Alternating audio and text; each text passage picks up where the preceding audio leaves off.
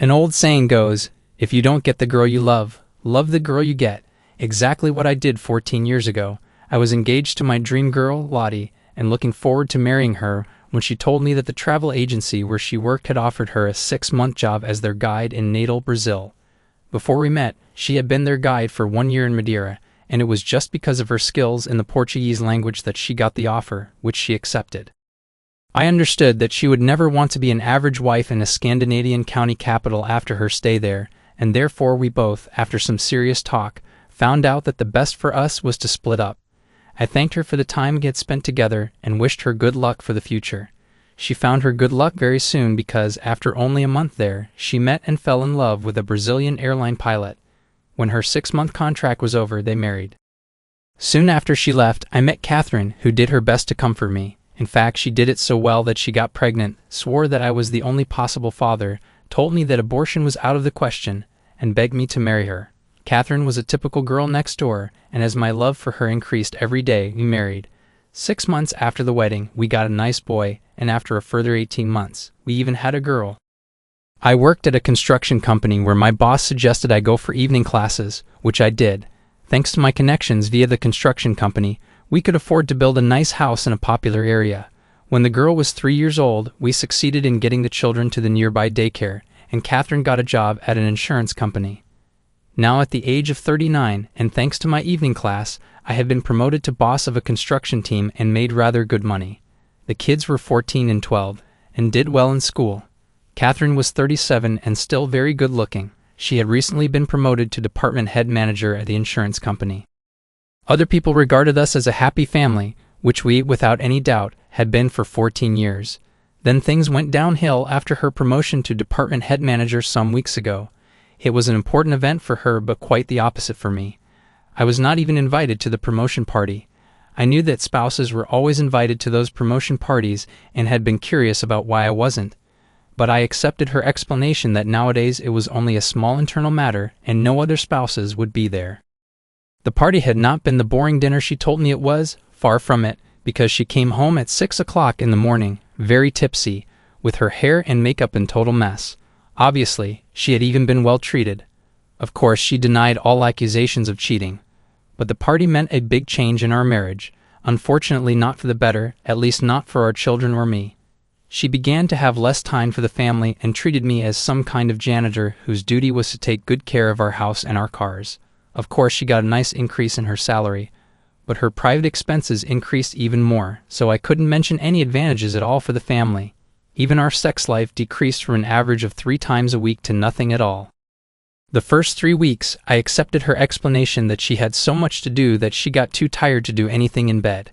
Then I felt disgusted by the thought that she obviously still had an affair with some of the top executives at her work and therefore treated me as some leftover. When she, after 3 weeks, understood that no marriage can survive a non-existent sex life and began her limited attempts to do something to cure that, it was my turn to be too tired at bedtime. At my job, we had just finished an important project, and I had an office job for a while, clearing up papers from the last job and planning for the next very big and important project.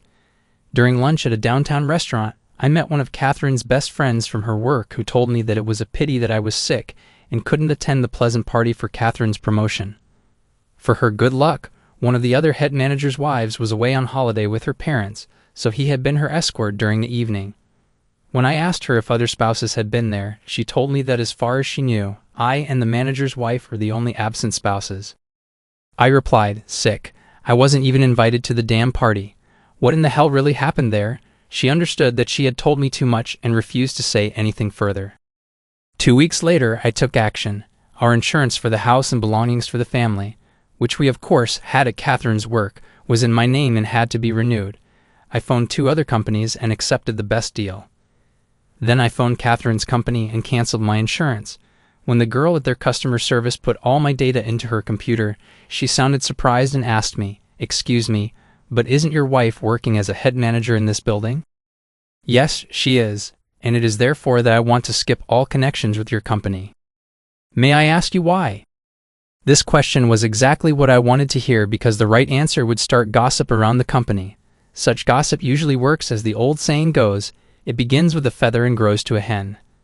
Therefore, I told her, because your company is treating me as crap, you must know that I wasn't invited to my wife's promotion party. And guess what your top executives did to her during the night? And now I've got a better deal for my insurance with one of your competitors. Thank you, my dear miss, and have a nice day. To my great surprise, somebody who called himself Nick Ford and introduced himself as the manager for favored customers called me at my job within an hour and told me that somebody must have made a terrible mistake. Of course, he should do everything to compensate me for their mistake, and asked me what I wanted. Canceling such a rather small insurance can hardly be regarded as losing a favored customer, so I understood that the gossip was around and this jerk must be involved. No reason to raise hell for not being invited to their party. It's up to them who they want to invite. But I was sure that Catherine had been treated by one or several of their top men during the night, and therefore I decided to have some fun with this Nick and replied, "What mistake? Some stupid secretary forgot to mail your invitation to the promotion party? And Catherine must be totally mad if she didn't understand that something was wrong if her husband was the only spouse who wasn't invited to her promotion party. Who can trust a company with such an idiot in a top position? Not kind to call your wife an idiot. I'm sure she will explain everything when you get home tonight. Please tell me what you want in compensation." "Compensation for what? For you treating my wife as a company whore? Such a pretty hooker is worth a fair price, isn't she? No hard feelings, my friend. A new Mercedes 300 and my humiliation is forgotten, at least for that matter." He burst out laughing. "A good joke indeed. I'll give you 25% off your house and home insurance for the next year. A fair deal, isn't it?" "A shoal, I'll get you fired. Everybody at your damn company seems to be totally mad," I said and hung up.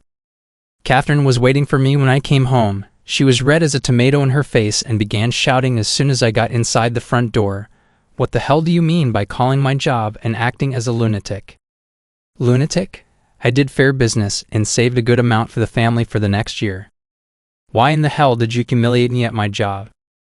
For the first time in our marriage, I got angry with her and shouted, "Why? If treating with some company top executives is a part of your new job, be sure that the price will be your marriage.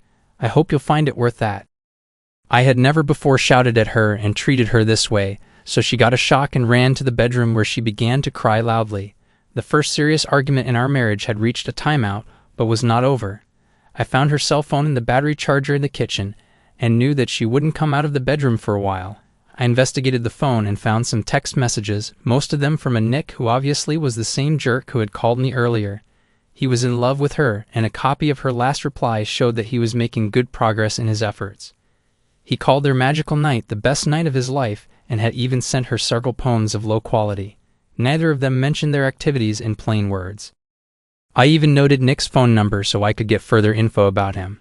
Now I wanted to know more, so I searched for her purse, found it, and took her calendar, in which I found a lot of interest. The dates when she'd been out on her girl nights with her new coworkers were marked as in at El Grotto, and she had spent 3 Friday afternoons at the Scandic Motel. I noted that her future plans included Scandic Motel the next Friday and the romantic Spanish restaurant El Grotto on Wednesday evening the week after. Only one thing left for me to do: begin the final countdown of my marriage. But how?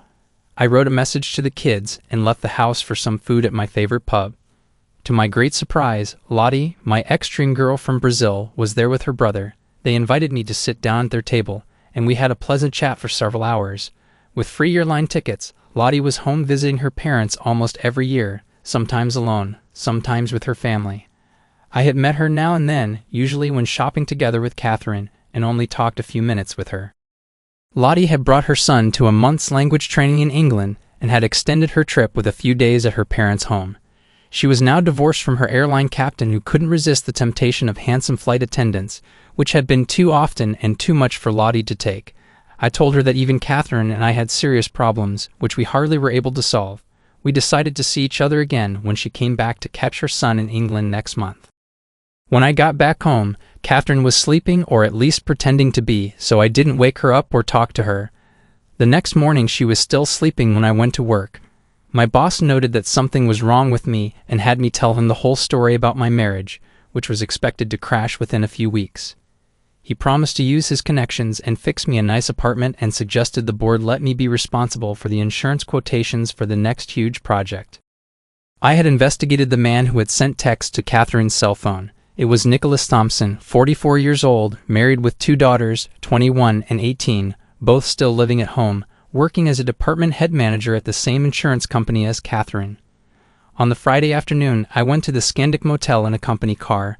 Didn't see Catherine's car there, so I phoned her job where they told me she had just left for the day. She arrived in 10 minutes together with a man in his 40s. They went into the cafeteria, bought coffee and a sandwich. I did the same and sat down at their table. Catherine almost lost her composure in total surprise, and I told her, "Nice to see you, my love.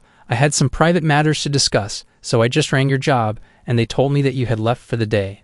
What a surprise to see you here." She didn't reply, so I turned to him and said, "Sorry, I forgot to introduce myself. I am Anders and Catherine's husband. May I ask who you are?" "Nick Thompson." "Oh, that funny guy who rang me at my job. I'm still surprised by how low you estimated Catherine's services and lost honor." I turned to Catherine and asked her, "Are you coming home with me, or are you staying here with him? If you prefer to stay with him, you can stay here forever." She came with me, and as we sat in my car, she shouted, "What the hell did you tell him about my services?" "What services? When he rang me at my job, he offered to compensate me for what they did to you during the party night. Your friend Nick suggested an amount of about 10% of what an average-looking service provider would charge for equal services. Of course I didn't accept. She refused to say a word to me after that, not even to reply when I suggested counseling to save our marriage. Not a word from Catherine until the next Wednesday when she told me that she was going to a girls' night with her coworkers, if I had no objection, and if I had, she was going anyway. I had no objections and wished her a pleasant evening. She left in a taxi, and 10 minutes later, I left for El Grotto in my own car. The restaurant had only a few guests, so I had no problem getting in. I found Catherine and Nick in a discreet booth and went out again and called his wife, who told me he was playing chess with a retired ex-boss from his job. When I told her he had an affair with my wife and I just found them at El Grotto, she promised to catch him. Then I went into their booth and told Catherine, "Girls' night out, indeed. You've got a terrible ugly girlfriend, my dear Aunt Catherine. Do you really have an affair with such a monster?" Nick understood that his odds of winning a fight against me were less than 0, so he kept quiet. Neither of them said anything, so I continued, "As the girls' night seems to be cancelled, it's better to go home at once, or shall we eat first? By the way, Nick, high time to put up your chess game and the old boss, because your wife is on her way here. I'm sure even she wants to know what really happened at the promotion party." Catherine got up and shouted, "At home, jerk?" During the drive home, I told her that total confession, counseling, and hard work on the matter could probably still save our marriage. She didn't answer me, only shouted several times, "You must have the damn party on your mind." 1 week later, the board accepted my boss's suggestion. I got a well-qualified and very handsome, unfortunately already taken female assistant. Our job was to get the best possible quotations from several insurance companies and make them compatible so the board would be able to make the right decision based on equal terms without any hidden traps. A big job with such huge amounts involved. We succeeded in creating the expected interest from the chosen insurance companies. Lena and I worked well together and got everything under control. To my great pleasure, we were invited to a lunch with the top executives and the chairman of the board at Catherine's company. The company where Catherine worked was the only local-based one of those so far involved. It was even the smallest of them. So this time, I was a very important customer. It was their managing director who called me and invited us. My boss got some ideas about the lunch and gave Lena and me useful suggestions about what we were allowed to say and do there. Much more than any of us had expected, indeed. He even gave us orders on how to be dressed. The company paid for an Armani suit for me and an Armani business dress for Lena. The lunch was held at the best restaurant in town, and the insurance company was well represented with all their top executives, department head managers, Catherine included, and their chairman of the board. I noted how surprised Catherine was to see my Armani suit, and she got a strange expression on her face when she tried to sit next to me. And I told her sorry, but I want Lena to sit there because she and I may need to talk. I saw that she was humiliated, and even several of the others noted that I treated her as air. The lunch began with a few words from their chairman, who wished their honorable guests welcome to the meal. Then I rose up and said, "It is a pleasure to introduce my partner, Mrs. Lena Hagen. My name is Anders Eriksson, and some of you may be surprised to know that I'm married to Aunt Catherine, who is here. I'm glad to hear that Mrs. Hagen and I are welcome to your company. I ought to have met all of you before, at least at my wife's promotion party, but for some reason I wasn't regarded as good enough to join her great event. Of course, no hard feelings about that. It's up to you to choose who you want to invite to such events. But if I wasn't regarded as good enough to share a meal with my wife at your company's table then, I'm not today. So one of us, Catherine or I, have to leave this table now. The choice is yours." The silence was so total that if a pin had fallen on the soft carpet, it would have been heard. Both the manager and chairman looked at Catherine, who began to cry, but nothing happened until Lena raised up and made herself ready to go. Then Catherine rushed away from the table. I had remained standing the whole time and continued, "As I told you, no hard feelings about the party, and everything is not only my wife's fault. Obviously, the poor woman has been so eager to get her promotion that she agreed to pay for it with her body, and therefore accepted her plotter's demands to keep me away. I wish I'd get to know which damn disgusting individuals used her during the party night. I already know the name of one of the plotters, who later on humiliated me further by offering me compensation from your company, less than 10% of what a cheap service provider would charge for such a night. Obviously, he regards my wife and me as pure crap." Forgetting this stupid to say what he thought was a fair value of my wife's lost honor, I suggested a low bait, a Mercedes. But in his opinion, Catherine is only worth 10% of a service provider. Of course, I don't want anything from your company, and we, Lena and I, have promised our managers not to have any personal vendetta against you, and to give your company fair treatment in the insurance matter.